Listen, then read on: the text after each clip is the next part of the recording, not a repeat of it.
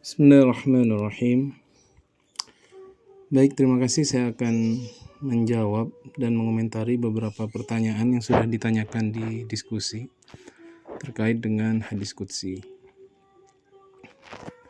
Mengenai pertanyaan perbedaan hadis qudsi dengan Al-Quran, hadis qudsi itu adalah hadis yang disandarkan oleh Rasulullah SAW kepada Allah Azza wa Jalla.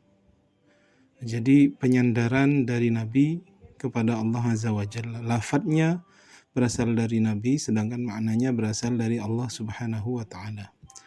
Adapun Al-Quran itu lafadz dan maknanya berasal dari Allah Azza wa Jalla. Nabi tidak sedikit pun memberi tambahan ataupun pengurangan dalam hadis dalam Al-Quran. Kalau Al-Quran itu beribadah, berpahala membacanya. Kalau hadis qudsi itu tidak berpahala. Jadi memang hadis qudsi itu berasal dari kata kudus yang bermakna zat yang maha suci. Jadi seakan-akan kalau kita membaca hadis qudsi itu bisa menyucikan hati kita. Jadi hadis qudsi seperti itu, tidak kemudian berasal dari Allah lafadz dan maknanya.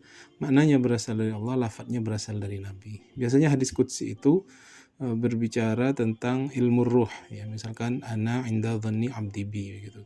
Kan tidak mungkin Rasulullah SAW kemudian mengatakan itu adalah perkataannya, dia sandarkan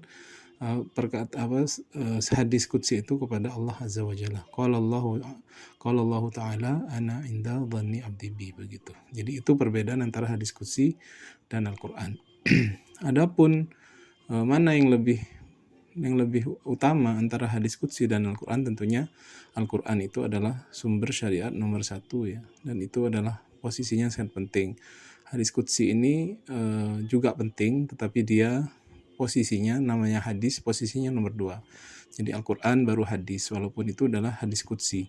Hadis qudsi juga bermacam-macam martabahnya. Ada yang sahih, ada yang hasan, ada yang dhaif. Tergantung perawi yang meriwayatkan hadis-hadis itu. Makanya ada sebagian ulama yang kemudian hanya misalkan mengumpulkan hadis-hadis qudsi yang sahih saja.